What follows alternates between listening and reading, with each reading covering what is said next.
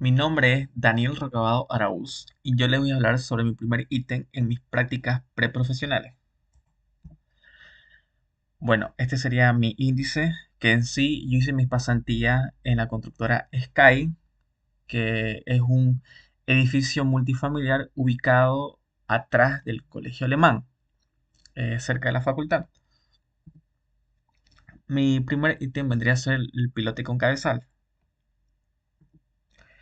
El objetivo de la exposición es entender cómo los pilotes y cabezales se construyen y aplican en la obra, y reconocer su importancia dentro del diseño arquitectónico, destacando cómo influyen en la planificación de espacios y la funcionalidad del proyecto. Como alcance, en esta exposición se pretende explicar los pasos de construcción y aplicación de pilotes con cabezales, destacando su importancia desde una perspectiva arquitectónica. Se analizará desde las normativas hasta las variaciones que pueda tener.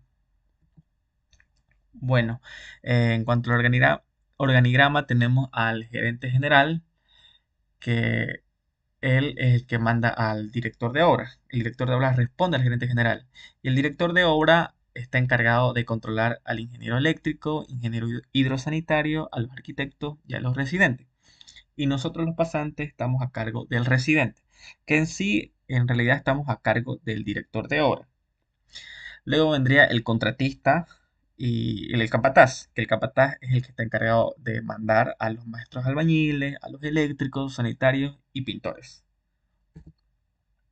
Como normativas tenemos a la normativa boliviana ASI 318 SUS-14.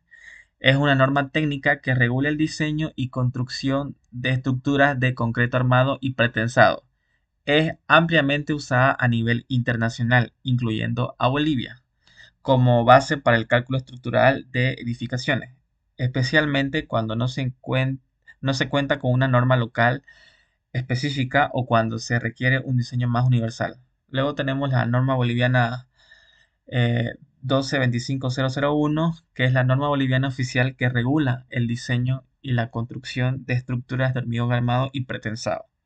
Luego tenemos la norma boliviana 12.25.003-1, que esta norma define cómo calcular las precisiones de diseño del viento que actúan sobre una estructura con base en una velocidad básica de viento de 150 km por hora, correspondiente a la zona de Santa Cruz de la Sierra, según el mapa de velocidades incluido en la propia norma. Bueno, en cuanto a los equipos de seguridad, tenemos el casco, los lentes de seguridad, los guantes y las botas de seguridad. Que en sí esto se podría decir que no se cumplía al 100%, solo se cumplía al 100% cuando llegaba el gerente general, que ahí sí todos tenían casco, aparecían con guantes, con lentes, etcétera. Pero no todos llegaban a tener los equipos de seguridad. En cuanto a las herramientas que se utilizó en los pilotes con cabezal, tenemos la madera de encofrado, el fierro, las tenazas, las palas, clavos, alambre de amarre. En cuanto a los equipos que utilizaron, tenemos a la máquina pilotera, que es la que se encargaba, ¿no?, de perforar en el suelo para colocar luego los pilotes. Luego tenemos la mezcladora, la bomba de agua y el mixer. Bueno, como antes, tenemos el replanteo.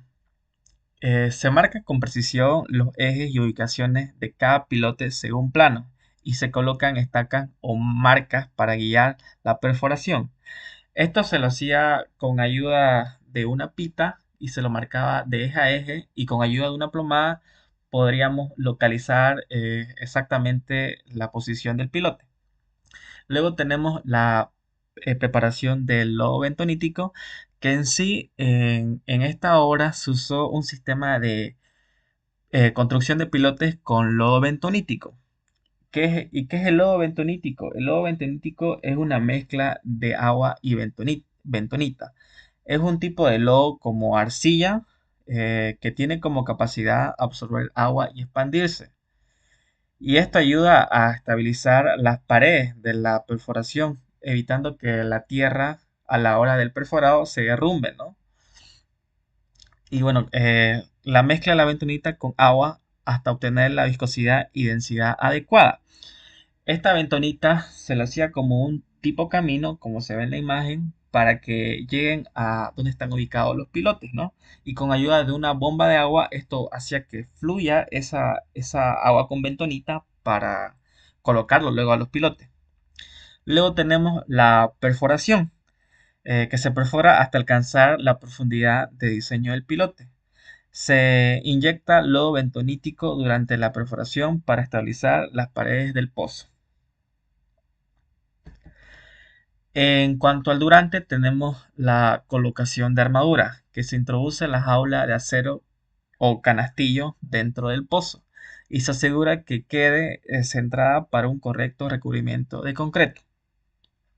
Luego tenemos el vaciado del concreto con tubo PVC, que estos tubos PVC venían enumerados y empernados.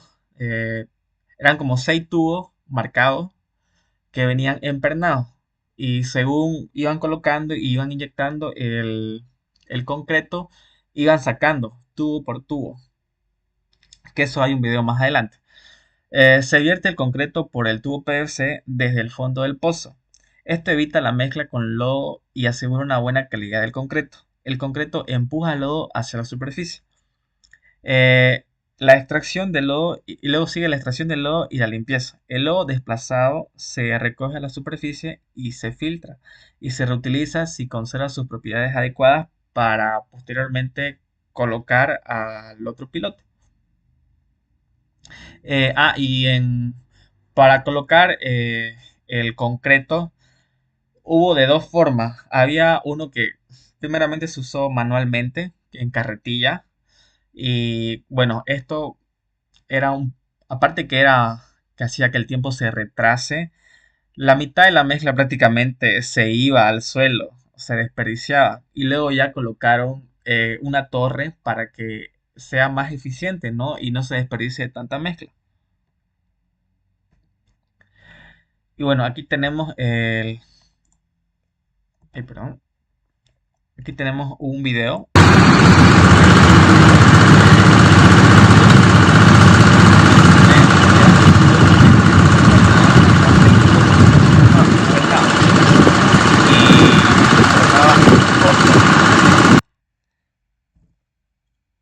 Y una vez colocaba el concreto, yo le llamaba paquear, que es el movimiento de arriba hacia abajo que hacían para que no queden en sí de aire, pero un poco de grado también. Y ellos iban sacando estos tubos según les costaba más eh, pajear, por decirlo así, iban quitando cada tubo hasta quedar y el último tubo y ya recién se podría decir que se terminó hasta el límite, hasta la superficie lleno de concreto. Luego tenemos el después, que vendría a ser la colocación de encofrado lateral del cabezal, que se colocan las maderas o encofrados en los laterales.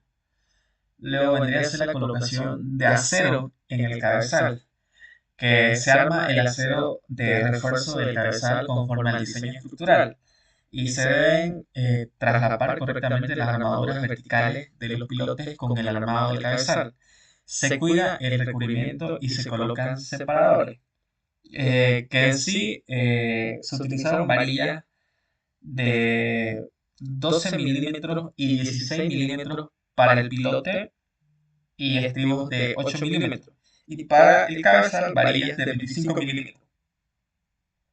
Luego vendría a ser el vaciado de concreto del cabezal, que se vierte el concreto dentro del encofrado de forma continua y sin interrupciones. Se vibra adecuadamente y para asegurar el compactado y eliminar vacío. Esto se lo hacía con ayuda del mixer. Venía un mixer después de tener alrededor de 3 cabezales ya listos para vaciar y recién venía el mixer y vaciaba esos cabezales.